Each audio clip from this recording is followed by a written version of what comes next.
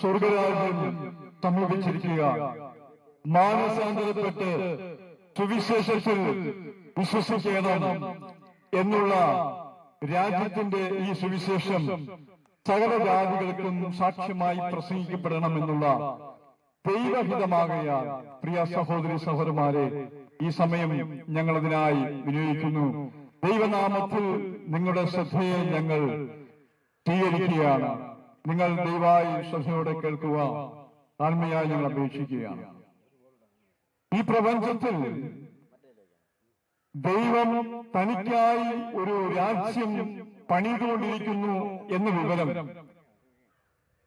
വിശുദ്ധ വേദപുസ്തകത്തിലൂടെ പഠനത്തിലൂടെ ഞങ്ങൾ മനസ്സിലാക്കിയതുകൊണ്ട് ഈ പ്രദേശത്തുള്ള എല്ലാ നല്ലവരായ ദൈവമക്കളെയും ദൈവരാജ്യത്തിലേക്ക് സ്വാഗതം ചെയ്തുകൊണ്ട് ദൈവരാജ്യത്തിന്റെ സുവിശേഷം ഞങ്ങൾ നിങ്ങളോട് അഭ്യർത്ഥിക്കുകയാണ്. നേരത്തെ പറഞ്ഞതുപോലെ ഈ പ്രപഞ്ചത്തിൽ 3 തരത്തിലുള്ള രാജ്യങ്ങളുണ്ട്. ഒന്ന് ദൈവികമായ രാജ്യം, 2 മാനുഷികപരമായ രാജ്യം, 3 പൈശാചികപരമായ ഒരു രാജ്യം. ഇങ്ങനെ 3 രാജ്യങ്ങൾ ഈ പ്രപഞ്ചത്തിൽ പ്രബലപ്പെട്ടുകൊണ്ടിരിക്കുകയാണ്. പ്രിയ സഹോദര സഹോദരി, നാം ഈ ഭൂമിയിൽ ജനിച്ച് വീഴുമ്പോൾ അല്ലെങ്കിൽ നമ്മുടെ അമ്മയുടെ ഗർഭത്തിൽ നാം ഉരുവായി വരുമ്പോൾ ഏത് രാജ്യത്തിലേക്കാണ് നമ്മൾ ജനിക്കപ്പെടുന്നത്? അതൊരു മാനുഷികപരമായ ഒരു രാജ്യത്തിലാണ്. മാനുഷികപരമായ ഒരു രാജ്യത്തിലേക്കാണ് നമ്മൾ ജനിച്ച് വീഴുന്നത്. എന്നാൽ നമ്മൾ വളർന്ന് നമ്മുടെ ജീവിത ശൈലികളിലൂടെ നമ്മൾ മറ്റൊരു മാറ്റം വരികയാണ്. ആ മാറ്റം എന്ന് പറയുന്നത് ഒരു പൈശാചിക രാജ്യത്തിലേക്കാണ്. അങ്ങനെ മാനുഷികവും പൈശാചികവുമായ രാജ്യത്ത് ഇടകലർന്ന് ഉള്ള ഒരു ജീവിതമാണ് ഈ ഭൂമിയിൽ മനുഷ്യൻ നയിച്ചുകൊണ്ടിരിക്കുന്നത്. എന്നാൽ മാനുഷികവും പൈശാചികപരമായ രാജ്യത്തിനപ്പുറമായ ഒരു ദിവ്യമായ സ്വർഗീയമായ ഒരു രാജ്യം ഈ പ്രപഞ്ചത്തിൽ ദൈവം പണിതുകൊണ്ടിരിക്കുന്നു എന്ന് നമ്മൾ അറിയണം. ഈ 3 രാജ്യങ്ങളിൽ 3 പ്രത്യേകതകളുണ്ട്. മാനുഷികപരമായ രാജ്യത്തിൽ മനുഷ്യൻ നല്ലവനായി ജീവിക്കുവാനാണ് ആഗ്രഹിക്കുന്നത്. ആർക്കും ഒരു ദോഷവും ചെയ്യാതെ നല്ല മനുഷ്യരായി ഈ ഭൂമിയിൽ ജീവിച്ച് മറ്റുള്ളവർക്ക് നന്മ ചെയ്ത് ജീവിക്കണം എന്നുള്ളതാണ് എല്ലാവരുടെയും ആഗ്രഹം എന്ന് പറയുന്നത്. നമ്മളായിരിക്കുന്ന ഈ കൊച്ചു കേരളം എന്ന് പറയുന്നത് ദൈവത്തിന്റെ സ്വന്തം നാട് എന്നാണ് നമ്മൾ അറിയപ്പെട്ടുകൊണ്ടിരിക്കുന്നത്. അപ്പോൾ ഈ ദൈവത്തിന്റെ സ്വന്തം നാടെന്ന് അറിയപ്പെടുന്ന ഈ കൊച്ചു കേരളത്തിൽ മനുഷ്യ ജീവിതത്തെ ഞെട്ടിപ്പിക്കുന്നതായ മനുഷ്യന് ഉൾക്കൊള്ളാൻ കഴിയാത്ത നിലയിലുള്ള ക്രൂരമായ പ്രവൃത്തികളാണ് മനുഷ്യ ജീവിതത്തിൽ നടന്നുകൊണ്ടിരിക്കുന്നത്. മനുഷ്യ ജീവിതത്തെ വളരെ വേദനിപ്പിക്കുന്നതും ഞെട്ടിപ്പിക്കുന്നതുമായ സംഭവങ്ങൾ എന്ന് പറയുന്നത് ഇന്നത്തെ നമ്മുടെ സാഹചര്യങ്ങളിൽ നിന്ന് കാണുന്നത്, ഈ അടുത്ത കാലത്ത് കാണുന്ന ഒരു കാര്യം എന്ന് പറയുന്നത്, അപ്പൻ മകളെ പീഡിപ്പിച്ചു. കഴിഞ്ഞ ചില മാസങ്ങൾക്ക് മുമ്പ് ഒരു ചെറുപ്പക്കാരൻ വീട്ടിലുള്ള 5 പേരെ വെട്ടിക്കൊന്നു. അതുപോലെ തന്നെ മാനസികമായിട്ട് മാനുഷിക സംഘർഷം നിമിത്തം മനുഷ്യൻ ആത്മഹത്യ ചെയ്യുന്നു. മനുഷ്യന് ഈ മാനുഷികപരമായ രാജ്യത്ത്, ഈ പൈശാചികപരമായ രാജ്യത്ത് മനുഷ്യന് സമാധാനമില്ല, സ്വസ്ഥതയില്ല. ജീവിതം വളരെ നെട്ടോട്ടത്തിലാണ്. പ്രിയ സഹോദര സഹോദരങ്ങളെ, നമ്മുടെ കുടുംബത്തിൽ നമുക്ക് സമാധാനമില്ല. നമ്മുടെ കുഞ്ഞുങ്ങളിൽ നമുക്ക് സമാധാനം കാണാൻ കഴിയുന്നില്ല. സമൂഹത്തില് സമാധാനം കാണാൻ കഴിയുന്നില്ല. രാജ്യത്തില് സമാധാനം കാണാൻ കഴിയുന്നില്ല. യുദ്ധങ്ങളും യുദ്ധത്തിൻ്റെതായ സംഭവങ്ങളും കൊണ്ട് ഭൂമിയിൽ മനുഷ്യൻ ഞെട്ടി വിറയ്ക്കുന്ന ഒരു സാഹചര്യത്തിലാണ്. നമുക്കറിയാം, നമ്മുടെ മറ്റു രാജ്യങ്ങളിൽ യുദ്ധങ്ങൾ നടന്നുകൊണ്ടിരിക്കുകയാണ്. പല രാജ്യങ്ങളെ കീഴ്പ്പെടുത്തുവാൻ വേണ്ടി പല ആസൂത്രങ്ങൾ ചെയ്തുകൊണ്ടിരിക്കുകയാണ്. നമ്മുടെ ഈ ഭൂമിയിലെ ജീവിതം എന്ന് പറയുന്നത് ദുഃഖങ്ങൾ നിറഞ്ഞതും പ്രയാസങ്ങൾ നിറഞ്ഞതുമാണ്. അപ്പൊ ഈ ദുഃഖങ്ങളും നിറഞ്ഞതും പാപങ്ങൾ നിറഞ്ഞതുമായ ഈ ലോകത്ത് മനുഷ്യൻ എങ്ങനെയാണ് സമാധാനത്തോടെ ജീവിക്കാൻ സാധിക്കുന്നത്? ഞാൻ നേരത്തെ പറഞ്ഞതുപോലെ പൈശാചികപരമായ ഒരു രാജ്യവും മാനുഷികപരമായ ഒരു രാജ്യത്തിൽ നമ്മൾ ജീവിക്കുന്നത് കൊണ്ട് നമുക്ക് ഇവിടെ സമാധാനത്തോടെ സന്തോഷത്തോടെ ജീവിക്കാൻ കഴിയുന്ന ഒരു സാഹചര്യമല്ല ഉള്ളത്. എന്നാൽ നമുക്ക് സമാധാനത്തോടെ ജീവിക്കുവാനും സന്തോഷത്തോടെ ജീവിക്കുവാനുള്ള മറ്റൊരു രാജ്യമുണ്ട്. അത് സ്വർഗീയപരമായ രാജ്യമാണ്. ബൈബിളില് കർത്താവായ യേശു ക്രിസ്തു വിളിച്ചു പറഞ്ഞു, സ്വർഗരാജ്യം സമീപിച്ചിരിക്കാൻ മാനസാന്തരപ്പെട്ട് സുവിശേഷത്തിൽ വിശ്വസിപ്പീൻ എന്നാണ്. അപ്പോ മനുഷ്യന്റെ മനസ്സിന് വരേണ്ട മാറ്റമാണ് ഞങ്ങൾ നിങ്ങളോട് പറയുന്നത്. എന്തിനാണ് മനുഷ്യൻ മാനസാന്തരപ്പെടുന്നത്? എന്തിനാണ് മനുഷ്യന്റെ മനസ്സിൽ മാറ്റമുണ്ടാകേണ്ടത്? ഞാൻ നേരത്തെ പറഞ്ഞതുപോലെ ജീവിതത്തിൽ സമാധാനമില്ല, ജീവിതത്തിൽ സ്വസ്ഥതയില്ല. എന്നിട്ട് മനുഷ്യൻ ആ ദൈവത്തെ അന്വേഷിക്കുകയും ദൈവ വഴി ജീവിക്കാൻ താല്പര്യപ്പെടുകയും ചെയ്യുന്നു എങ്കിൽ പോലും മനുഷ്യന് ശരിയായ രീതിയിൽ ദൈവത്തെ കണ്ടെത്തുവാൻ കഴിയുന്നില്ല. മനുഷ്യൻ ദൈവമെന്ന് കരുതി അതിന്റെ മുമ്പിൽ നമസ്കരിക്കുകയും പാടുകയും അതിനെ സ്തുതിക്കുകയും ചെയ്തിട്ട് മനുഷ്യന്റെ ജീവിതത്തിൽ വേദനകളും പ്രയാസങ്ങളും ദുരിതങ്ങളും വർദ്ധിച്ചു വരുന്നതല്ലാതെ മനുഷ്യന് ഇതിൽ നിന്ന് ഒരു മോചനം നേടുവാൻ കഴിയുന്നില്ല. കുടുംബത്തില് സമാധാനത്തിന്റെ അന്തരീക്ഷം വളരെയധികം നഷ്ടപ്പെട്ടുകൊണ്ടിരിക്കുകയാണ്. ഭർത്താവിന്റെ വഴി, ഭാര്യയുടെ വഴി, മക്കളുടെ വഴി, അങ്ങനെ കുടുംബങ്ങളിൽ സമാധാനമില്ല. ആ സമാധാനത്തിൽ നിന്ന് ഒരു ആശ്വാസം കിട്ടുന്നതിന് വേണ്ടി മനുഷ്യൻ എന്താ ചെയ്യുന്നത്? അല്പം മദ്യം കഴിക്കും. ഇന്ന് മദ്യം കഴിക്കുന്നതിന് പ്രത്യേകിച്ച് കാരണങ്ങളൊന്നുമില്ല. ഒരു വീട് പാലുകാച്ച് നടന്നാൽ അവിടെ മദ്യം കഴിക്കണം, ഒരു കല്യാണം നടന്നാൽ മദ്യം കഴിക്കണം, ഒരു മരണം നടന്നാൽ മദ്യം കഴിക്കണം, ഒരു സ്ത്രീ ഒരു കുഞ്ഞിനെ ജനിപ്പിച്ചാൽ അതിന്റെ സന്തോഷത്തിൽ മദ്യം കഴിക്കണം. അങ്ങനെ മദ്യപാനത്തിലൂടെ മനുഷ്യൻ സന്തോഷം കണ്ടെത്തുവാൻ വളരെയധികം വെമ്പൽ കൊള്ളുകയാണ്. ഒരു ബാറിൽ കയറിയോ അല്ലെങ്കിൽ ഒരു വീട്ടിൽ ഏതെങ്കിലും ഒരു വീട്ടിൽ അല്പം മദ്യം വെച്ച് മദ്യം കഴിച്ച് ലഹരി പിടിച്ച് അങ്ങനെ ഇരിക്കുമ്പോഴാണ് ഒരിടത്തോട്ട് ഒരു യാത്ര പോകണം. പെട്ടെന്ന് ബൈക്ക് എടുത്ത് യാത്ര ചെയ്യുന്നു. എന്താ സംഭവിക്കുന്നത്? വലിയൊരു അപകടമാണ്.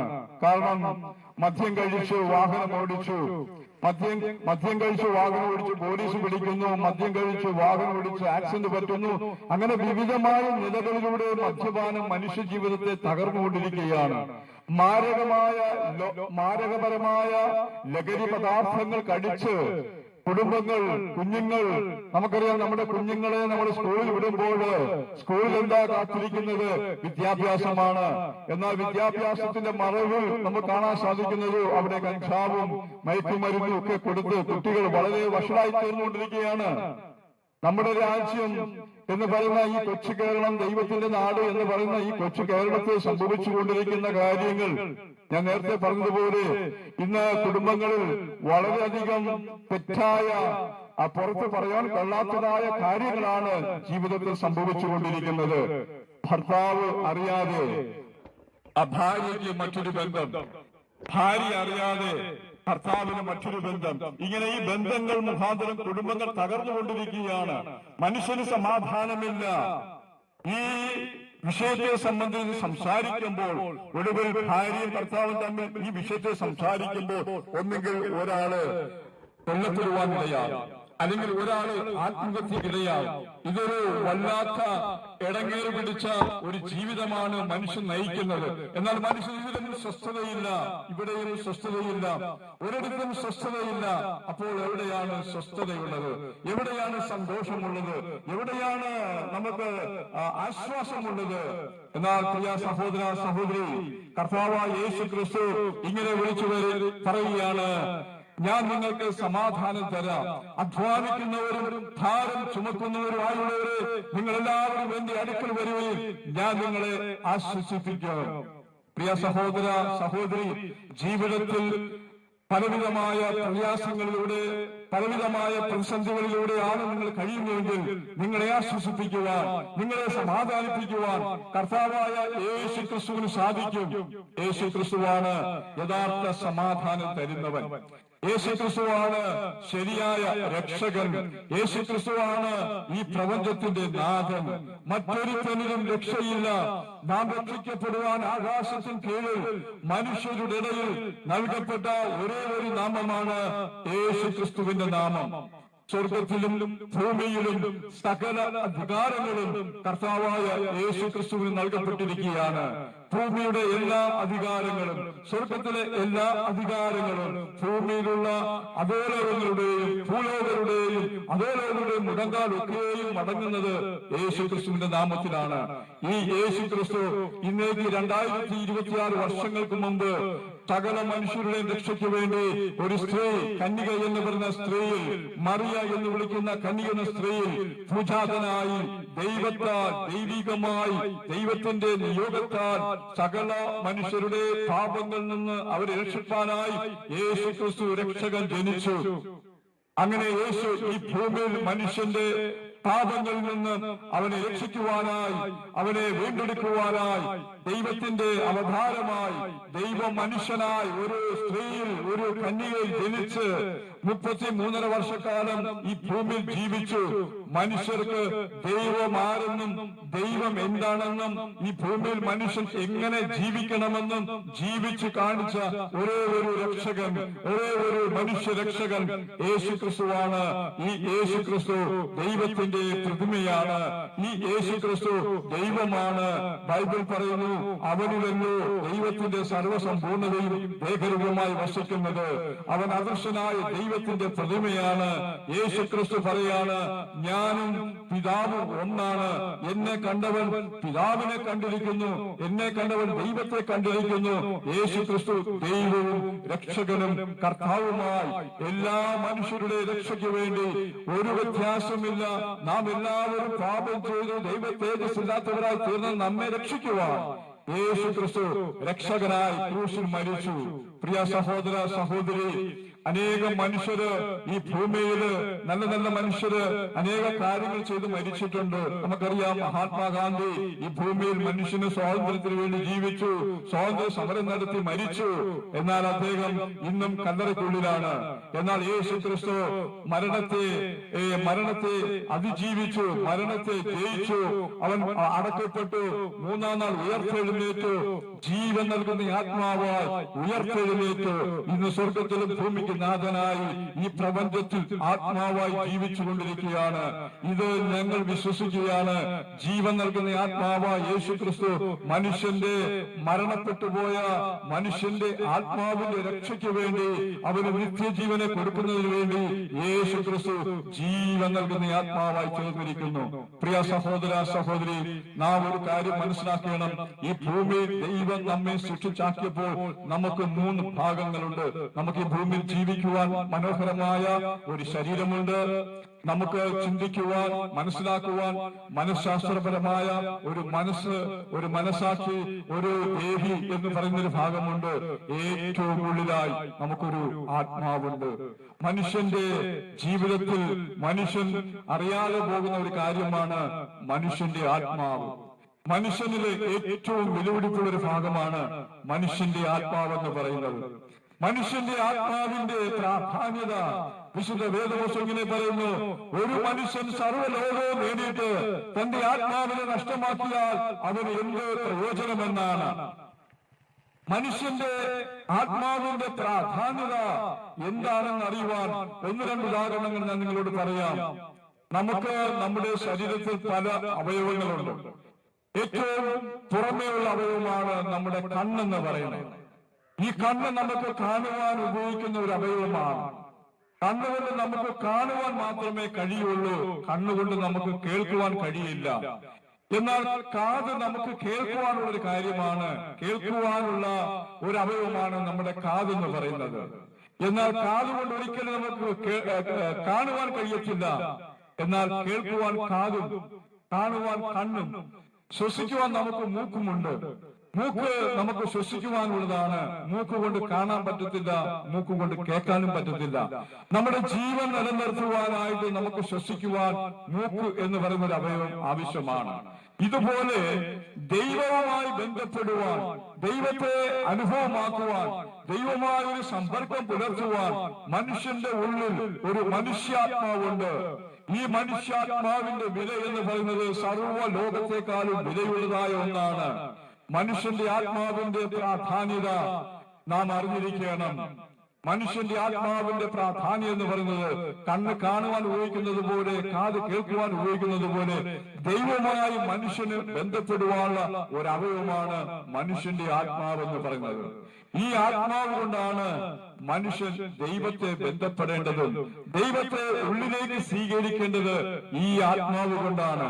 അങ്ങനെ കർത്താവായ യേശു ക്രിസ്തു മനുഷ്യന്റെ ആത്മാവിന്റെ രക്ഷയ്ക്ക് വേണ്ടിയാണ്, അവന്റെ മനസ്സിന്റെ രക്ഷയ്ക്ക് വേണ്ടിയാണ്, അവന്റെ ശരീരത്തിന്റെ രക്ഷയ്ക്ക് വേണ്ടിയാണ്, മനുഷ്യന്റെ സമ്പൂർണ്ണ രക്ഷയ്ക്ക് വേണ്ടിയാണ് യേശു ക്രിസ്തു കാൽവരി ക്രൂശിൽ 2 കള്ളന്മാരുടെ മുമ്പിൽ ക്രൂശിക്കപ്പെട്ടവനായി, മരണപ്പെട്ടവനായി മാറ്റപ്പെട്ടത്. അവൻ ക്രൂശിക്കപ്പെടുകയും മരിക്കുകയും ചെയ്തത് ആർക്കു വേണ്ടിയാണ്? ഓരോ മനുഷ്യന് വേണ്ടിയാണ്. ഒരു വ്യത്യാസമില്ല, എല്ലാ മനുഷ്യർക്ക് വേണ്ടിയാണ്.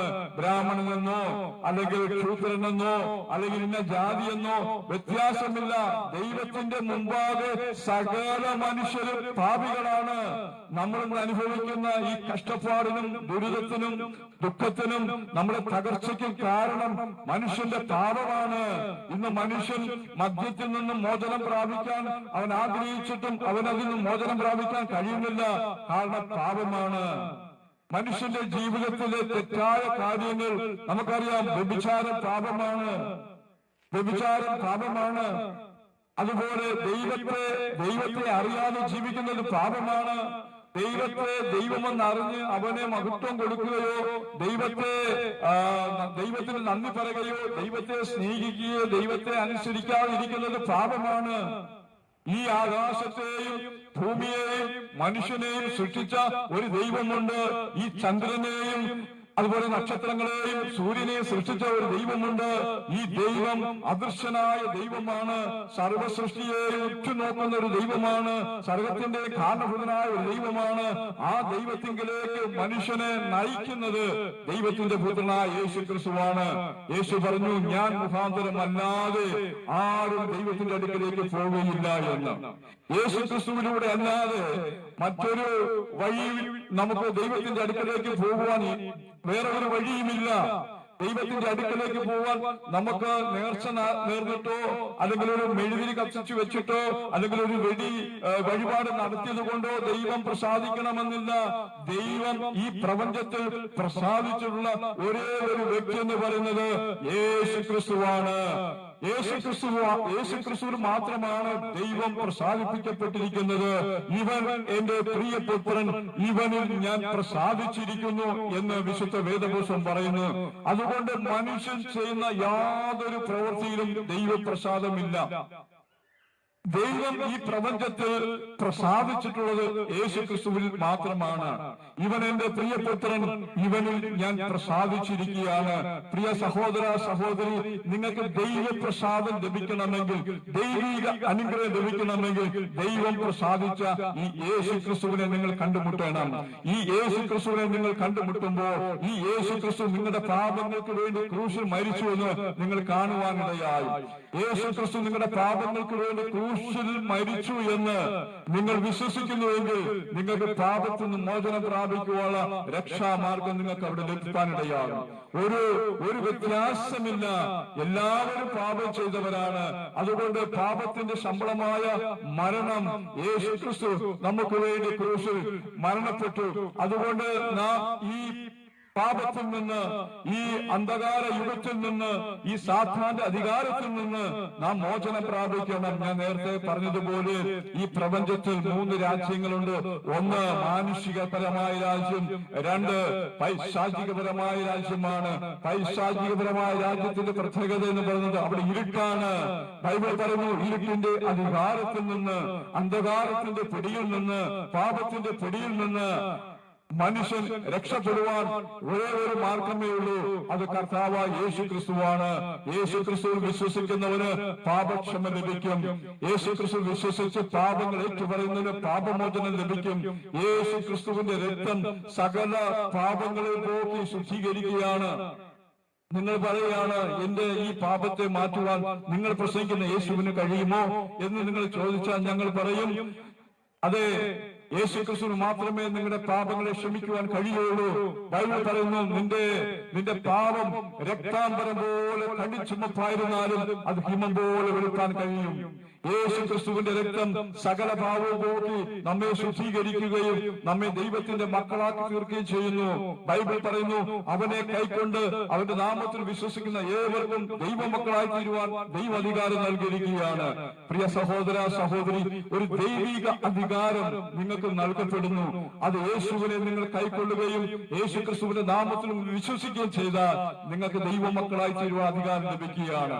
നിങ്ങൾക്ക് ദൈവമക്കളായി തീരുന്ന അധികാരം മാത്രമല്ല നിങ്ങൾക്ക് ലഭിക്കുന്നത്, പാപങ്ങൾ മോചിപ്പിക്കപ്പെടുക എന്നുള്ള പാപമോചനം മാത്രമല്ല നിങ്ങൾക്ക് ലഭിക്കുന്നത്, നമുക്ക് ലഭിക്കുന്നത് നിത്യജീവനും കൂടെയാണ്. മറ്റൊരുത്തനെ നാം രക്ഷിക്കപ്പെടുവാൻ ആകാശത്തിൽ കീഴിൽ നൽകപ്പെട്ട യേശു ക്രിസ്തു എന്ന ഏക നാമത്തിൽ നമുക്ക് നിത്യജീവനുണ്ട്. ബൈബിൾ യോഹന്നാന്റെ സുവിശേഷം 3:14 പറയുന്നു, തന്റെ ഏകജാതനായ പുത്രനിൽ വിശ്വസിക്കുന്ന ഏവനും നശിച്ചു പോകാതെ നിത്യജീവൻ പ്രാപിക്കേണ്ടതിന് ദൈവം അവനെ നൽകുവാൻ തക്കവണ്ണം ലോകത്തെ സ്നേഹിച്ചിരിക്കുകയാണ്. പ്രിയ സഹോദര സഹോദരി, ദൈവം നമ്മെ ഓരോരുത്തരെയും സ്നേഹിച്ചിരിക്കുകയാണ്. യേശു ക്രിസ്തുവിൽ വിശ്വസിക്കുന്നവർക്ക് നിത്യജീവൻ ലഭിക്കും.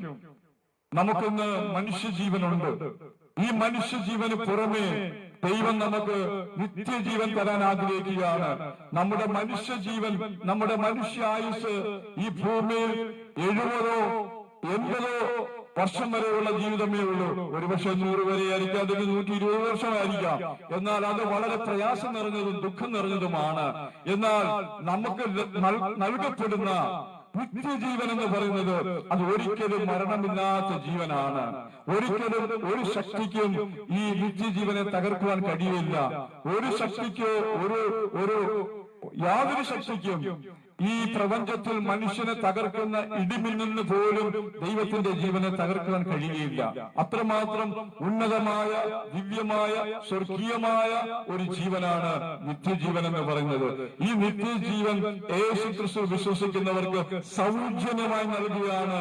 പ്രിയ സഹോദര, അതുകൊണ്ട് നിങ്ങളുടെ മനുഷ്യ ജീവനിൽ നിങ്ങൾ ആശ്രയിക്കരുത്. ഇത് താൽക്കാലികമായ ജീവനാണ്, ഇത് നശിച്ചു പോകുന്ന ജീവനാണ്. ഈ നശിച്ചു പോകുന്ന മനുഷ്യജീവനെ നിത്യജീവനാക്കി മാറ്റുവാൻ യേശു ക്രിസ്തുവിന് കഴിയും. അതുകൊണ്ടാണ് ബൈബിൾ പറയുന്നത്, തന്റെ ഏകജാതനായ പുത്രനിൽ വിശ്വസിക്കുന്ന ഏവനും നശിച്ചു പോകാതെ നിത്യജീവൻ പ്രാപിക്കേണ്ടതിന് ദൈവം അവന് നൽകിയിരിക്കുകയാണ്. എനിക്കും നിങ്ങൾക്കും നിത്യജീവനെ നൽകുവാൻ യേശു ക്രിസ്തുവിനെ ദൈവം നൽകിയിരിക്കുകയാണ്. ഇത് സൗജന്യമാണ്. ഇതിന് വലിയ പണച്ചെലവൊന്നുമില്ല. ഇതിന് നിങ്ങളുടെ വസ്തുവകയൊന്നും വിൽക്കണ്ട, നിങ്ങളുടെ ജാതിയും മതം ഒന്നും മാറണ്ട. നിങ്ങൾ നിൽക്കുന്ന നിൽപ്പ്, നിങ്ങളുടെ ഹൃദയം തുറന്ന് നിങ്ങൾ ഇങ്ങനെ പറയുക, കർത്താവായ യേശുവേ, ഞാനൊരു പാപിയാണ്, എന്റെ പാപങ്ങൾക്ക് വേണ്ടിയാണ് നീ ക്രൂശിൽ മരിച്ചത് എന്ന് ഞാൻ ഹൃദയം കൊണ്ട് വിശ്വസിക്കുകയാണ്. എന്റെ രക്ഷകനും എന്റെ ദൈവവും എന്റെ കർത്താവും എന്റെ ജീവനുമായി ഞാൻ നിന്നെ സ്വീകരിക്കുകയാണ് എന്ന് നിങ്ങൾ ആത്മാർത്ഥമായിട്ട് നിങ്ങൾ കർത്താവായ യേശുവിനോട് പ്രാർത്ഥിക്കുമെങ്കിൽ, നിങ്ങൾ കർത്താവായ യേശുവിനെ സ്വീകരിക്കുമെങ്കിൽ നിങ്ങൾക്ക് നിത്യജീവനെ ലഭിക്കും. നിങ്ങൾക്ക് പാപക്ഷമ മാത്രമല്ല, നിങ്ങളുടെ അകൃത്യങ്ങളെ ദൈവം ക്ഷമിക്കുന്നത് മാത്രമല്ല, നിങ്ങൾക്ക് നിത്യജീവൻ തരും. നിങ്ങൾ ദൈവത്തിന്റെ പുത്രന്മാരാക്കി മാറ്റും. ദൈവരാജ്യത്തിൽ ദൈവത്തിന്റെ പുത്രന്മാരാക്കി മാറ്റും. അത് മാത്രമല്ല, അവൻ നമ്മെ നിത്യമായി സ്നേഹിക്കുകയാണ്. വേദപുസ്തകം പറയുന്നു, ഇരുട്ടിന്റെ അധികാരത്തിന് വിടുവിച്ച് നമ്മെ സ്നേഹസ്വരൂപനായ പുത്രന്റെ രാജ്യത്തിലാക്കി വയ്ക്കുകയാണ്. പ്രിയമുള്ളവരെ, പാപത്തിന്റെ അന്ധകാരത്തിൽ നിന്ന്, പിശാചിന്റെ അന്ധകാര രാജ്യത്തിൽ നിന്നും, മാനുഷികപരമായ രാജ്യത്തിൽ നിന്നും ദൈവപുത്രന്റെ രാജ്യത്തിലേക്കുള്ളൊരു മാറ്റം നിങ്ങൾക്കുണ്ടാകും. അവിടെ ദൈവികമായ സന്തോഷം, അവിടെ ദൈവികമായ സമാധാനം, സ്വർഗീയ അനുഭൂതി. വേദപുസ്തകം ഇങ്ങനെ പറയുന്നു, ദൈവരാജ്യം ഭക്ഷണവും പാനീയമല്ല, നീതിയും സമാധാനവും പരിശുദ്ധാത്മാവിലുള്ള സന്തോഷമാണ്. ദൈവികമായ ഒരു സന്തോഷം അത് തരുവാൻ യേശു ക്രിസ്തുവിന് സാധിക്കുമെന്ന് വിശുദ്ധ വേദപുസ്തകം പറയുകയാണ്. ഇന്ന് നമ്മൾ അനുഭവിക്കുന്ന മാനുഷിക സന്തോഷം എന്ന് പറയുന്നത് അല്പം മദ്യം കഴിക്കുമ്പോഴോ, അല്ലെങ്കിൽ ഒരു സിനിമ കാണുമ്പോഴോ, അല്ലെങ്കിൽ ബീച്ചിൽ പോയിരിക്കുമ്പോഴോ, അല്ലെങ്കിൽ കല്യാണത്തിന് പോകുമ്പോഴുള്ള സന്തോഷം താൽക്കാലികമാണ്, 5-10 മിനിറ്റുള്ള സന്തോഷമാണ്. എന്നാൽ ദൈവം തരുന്ന സന്തോഷം എന്ന് പറയുന്നത് അത് 1 മിനിറ്റോ 2 മിനിറ്റോ കൊണ്ട് നിൽക്കുന്നില്ല. അത് യുഗങ്ങളോട് നിശ്ചിതയോടെ നിലനിൽക്കുന്ന ദൈവിക സന്തോഷമാണ്, ദൈവിക സമാധാനമാണ് കർത്താവ് യേശു നിങ്ങൾക്ക് നൽകുന്നത്. ഞാൻ നേരത്തെ പറഞ്ഞതുപോലെ ഈ പ്രപഞ്ചത്തിൽ ഏറ്റവും നിലനിൽക്കുന്ന ഒരേ ഒരു രാജ്യം മാത്രമേ ഉള്ളൂ. അത് സ്വർഗീയപരമായ രാജ്യമാണ്. ഈ രാജ്യം ഈ ഭൂമിയിൽ നിലനിൽക്കും. മറ്റു 2 രാജ്യങ്ങളും ഈ ഭൂമിയിൽ എടുത്ത് മാറ്റപ്പെടും. മാനുഷിക ഭരണം ദൈവം എടുത്ത് മാറ്റപ്പെടും, പൈശാചിക ഭരണം ദൈവം മാറ്റപ്പെടും. എന്നിട്ട് സർവ്വഭൂമിയും ദൈവം ഭരിക്കുന്ന ഒരവസ്ഥ വരാൻ പോവുകയാണ്. പ്രിയ സഹോദര സഹോദരി, സർവ്വഭൂമിയെയും ദൈവം ഭരിക്കും. ദൈവം ഈ രാജ്യത്തെ വാഴാൻ പോവുകയാണ്. ഇന്ന് കാണുന്ന മാനുഷികപരമായ രാജ്യങ്ങളെയും മന്ത്രിമാരെയും എല്ലാം ദൈവം എടുത്ത് മാറ്റിയിട്ട് ദൈവം ഈ ഭൂമിയെ ഭരിക്കാൻ പോവുകയാണ്. യേശു ക്രിസ്തു ഈ ഭൂമിയെ ഭരിക്കാൻ പോവുകയാണ്. സർവ്വഭൂമിയും യഹോവയുടെ മഹത്വം കൊണ്ട്, ദൈവത്തിന്റെ തേജസ് കൊണ്ട് നിറയപ്പെടാൻ പോവുകയാണ്. ആ ദൈവിക തേജസ്സിലേക്ക്, ആ ദൈവിക രാജ്യത്തിലേക്ക് മനം തിരിയുവാൻ, ആ രാജ്യത്തിലേക്ക് പ്രവേശിക്കുവാൻ, നിങ്ങളുടെ പാപങ്ങളെ ഏറ്റുപറഞ്ഞ് അനുദമിച്ച് നിങ്ങൾ യേശു ക്രിസ്തുവിന്റെ നാമത്തിൽ, പിതാവിന്റെയും പുത്രന്റെയും പരിശുദ്ധാത്മാവിന്റെ നാമത്തിൽ സ്നാനം സ്വീകരിച്ച് ദൈവമക്കളായി ക്രിസ്തുവിന്റെ രാജ്യത്തിൽ സഭയാകുന്ന അവന്റെ ശരീരത്തിലേക്ക് നിങ്ങൾ മടങ്ങി വരണമെന്ന് ഈ നാമത്തിൽ ഈ സമയത്ത് ഞങ്ങൾ നിങ്ങളെ അറിയിക്കുകയാണ്. പ്രിയ സഹോദര സഹോദരി, കൂടുതലായി ദൈവിക കാര്യങ്ങൾ നമ്മോട് സംസാരിക്കുവാൻ കർത്താവിന്റെ ദാസനെ ഞങ്ങൾ ക്ഷണിച്ചുകൊണ്ട് എന്റെ വാക്കിൽ നിർത്തുന്നു. ദൈവം നമ്മെ സഹായിക്കട്ടെ.